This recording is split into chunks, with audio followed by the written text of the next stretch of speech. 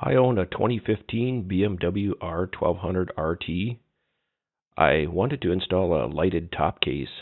In this video, I'll show you how I made that electrical connection and installed a Skene Designs P3 rear taillight.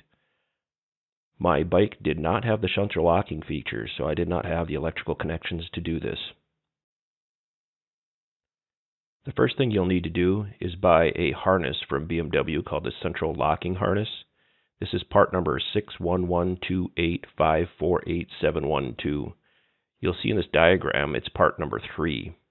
This harness has the electrical connections to go to your top case, as well as the plugs and wires to go back to your front cubbies and your saddlebags. I went and cut the central locking wires off, so all I was left with was a flat 4-pin connector and a large round connector that goes to the case. Here you can see that connector once I've cut all of the central locking wires off, so all you're left with is the flat plug on the right, which will connect under the passenger seat, and the large round plug that will go to your top case. Okay, what I've done is my bike does not have central locking. There's a plug underneath the seat, right over here, the rear passenger seat, that would normally accommodate for central locking. What I've done is I bought a harness that you can see goes all the way back here from BMW.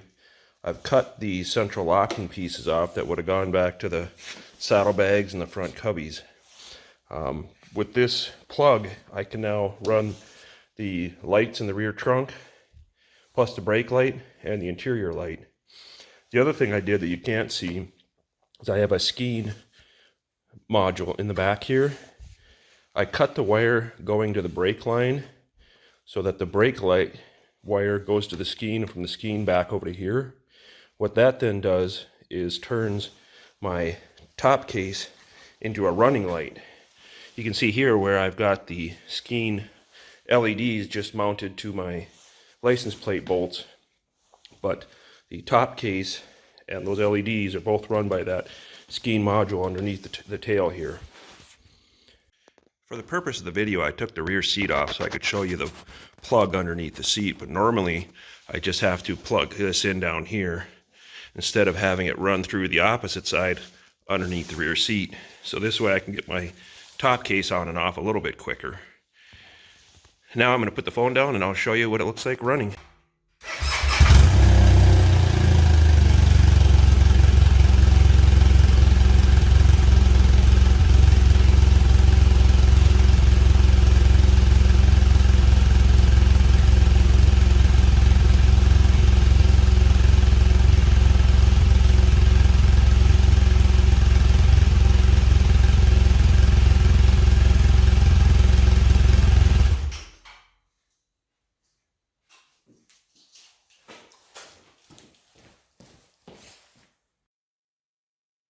The one other thing I will mention is the camera has a hard time picking up the flicker of these Skene modules.